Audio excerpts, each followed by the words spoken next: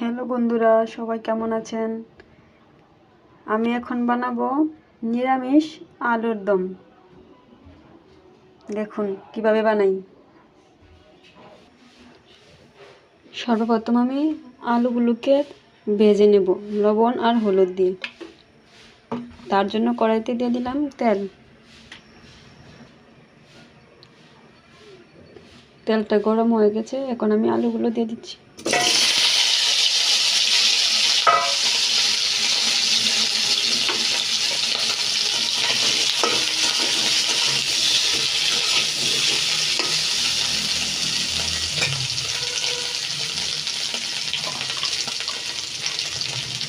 একটু হলুদের গুঁড়া,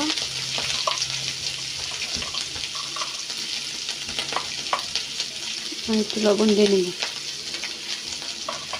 দিয়ে একটু ভালো করে ভেজে নেব।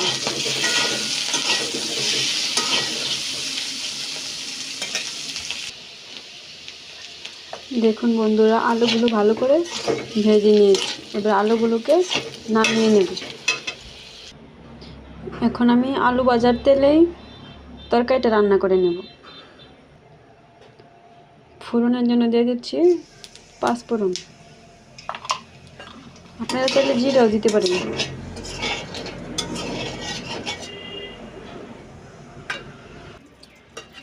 এবার দিয়ে দিচ্ছি আদা বাটা। এবার দিব জিরা বাটা।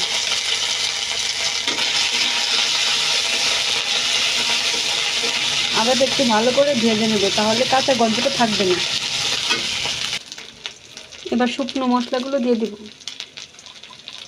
দিয়ে দিচ্ছি হলুদের গুঁড়ো পরিমাণ মতো, মরিচের গুঁড়ো, দিয়ে দিচ্ছি লবণ স্বাদ মতো। ভালো করে নেড়ে নেব। এবার দিয়ে দিব টমেটো কুচি আর কাঁচামরিচ, দিয়ে একসঙ্গে ভালো করে কষিয়ে নেব। এখন মশলাটা ভালো মতো কষানো পর্যন্ত অপেক্ষা করব, যতক্ষণ পর্যন্ত উপরের তেলটা ভেসে না উঠতেছে। দেখুন বন্ধুরা, আমাদের মশলাটা কষানো হয়ে গেছে, উপরে কি সুন্দর তেলটা ভেসে উঠেছে। এবার ভেজে রাখা আলুগুলোকে দিয়ে নেব।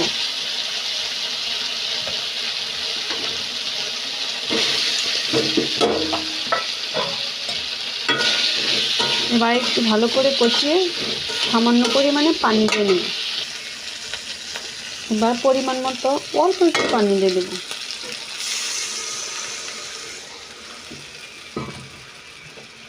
দিয়ে নাড়াচাড়া দিয়ে মিনিট 5 জাল দেব।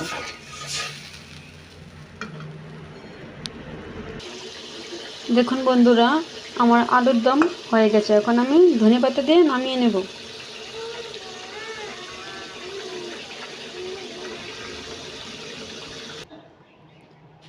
দেখুন বন্ধুরা, আমার নিরামিষ আলুর দম তৈরি হয়ে গেছে।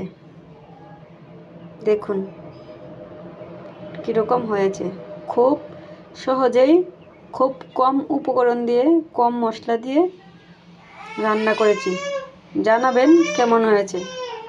আজ এ পর্যন্তই।